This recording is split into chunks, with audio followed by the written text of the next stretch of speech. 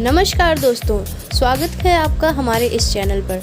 आज हम आप सबके लिए लेके आए हैं ऐसी वीडियो जिसमें आपको डीएम क्या होता है और डीएम कैसे बन सकते हैं इसके बारे में आपको पूरी जानकारी मिलेगी और आपको कहीं खोजने की ज़रूरत नहीं पड़ेगी। चलिए हम देखते हैं कि हमारी इस वीडियो में आपके लिए क्या क्या है। अक्सर लोगों का सपना होता है कि वो एक सरकारी अधिकारी बने या कई लोग डीएम बनने का सपना देखते हैं। ऐसे में यह जानकारी आपके लिए बहुत ही उपयोगी होने वाली है।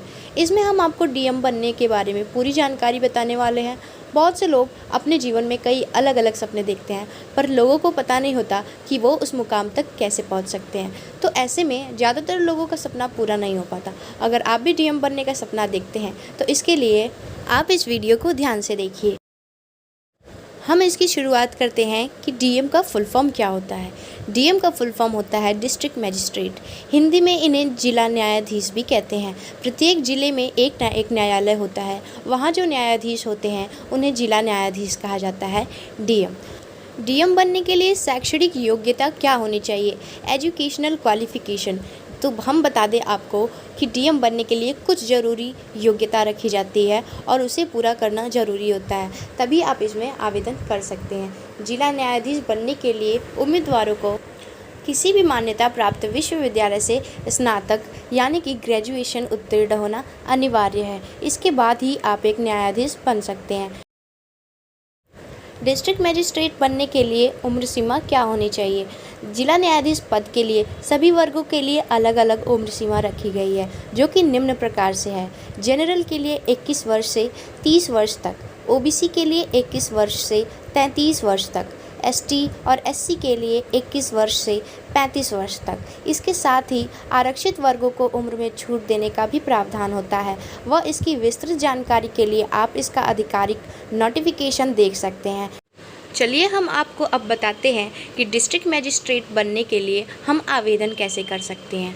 आपको पता होना चाहिए कि इसमें आवेदन करने के लिए आप डायरेक्ट कभी भी डीएम नहीं बन सकते, क्योंकि इसकी कभी भी डायरेक्ट भर्ती नहीं आती है। इसलिए आपको पहले आईएएस बनना होता है। वह इसके बाद आप प्रमोशन के द्वारा ही जिला मजिस्ट्रेट बन सकते हैं और इस क्षेत्र में अपना बेहतरीन भविष्य बना सकते हैं।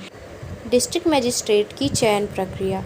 जिला न्यायाधीश बनने के लिए यूपीएससी मतलब यूनियन पब्लिक सर्विसेज कमीशन द्वारा आवेदन जारी किया जाता है। वह इसके लिए स्टेट सिविल सर्विस एग्जामिनेशन परीक्षा भी कराई जाती है। वह इसमें 3 तरह की चयन प्रक्रिया रखी गई है, जिसके आधार पर आईएएस का चयन किया जाता है। बाद में पदोन्नति से जिला न्यायाधीश पद का चयन किया जाता है।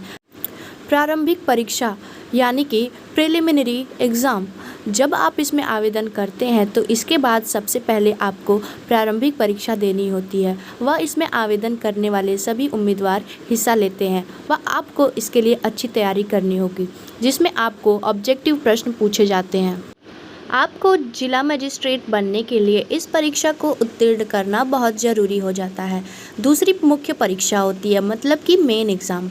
जो भी उम्मीदवार प्रारंभिक परीक्षा में सफल घोषित होते हैं उन्हें मुख्य परीक्षा के लिए बुलाया जाता है। वह मुख्य परीक्षा में आपको 9 प्रश्न पत्र दिए जाते हैं। वह इसमें से 7 पेपर आपके 250 अंकों के होंगे व 2 पेपर आपके 300 अंकों के होंगे।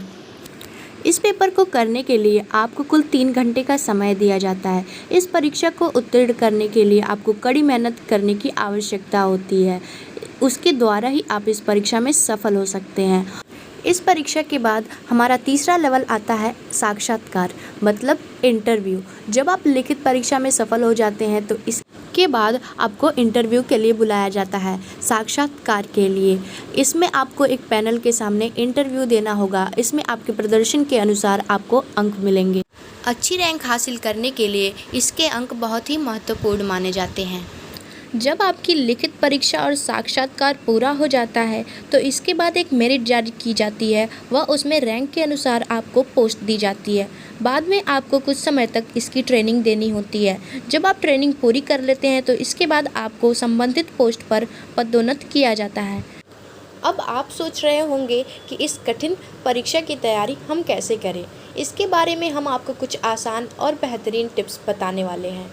पहली टिप है 5 से 6 घंटे पढ़ने की आदत डालिए।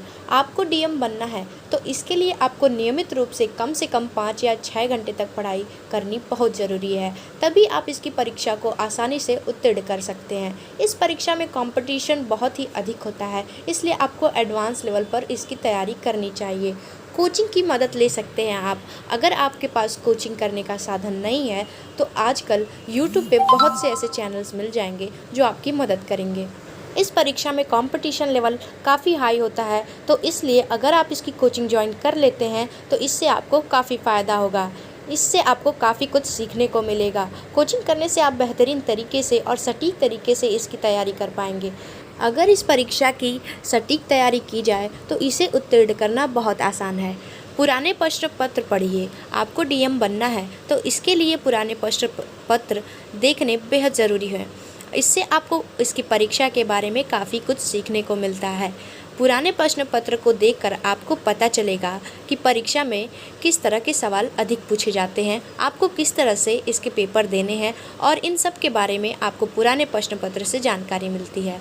सिलेबस को देखें। आपको डीएम की परीक्षा को उत्तीर्ण करने के लिए इसके सिलेबस को देखना ज़रूरी है।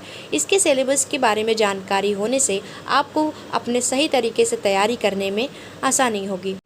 जैसा कि आपको पता है कि इसमें कई सारे सब्जेक्ट की तैयारी करनी पड़ती है। इसके लिए आपको सभी विषय की अलग अलग किताबें पढ़नी चाहिए। इससे आपको हर विषय की बहुत ही अच्छी जानकारी प्राप्त हो जाती है।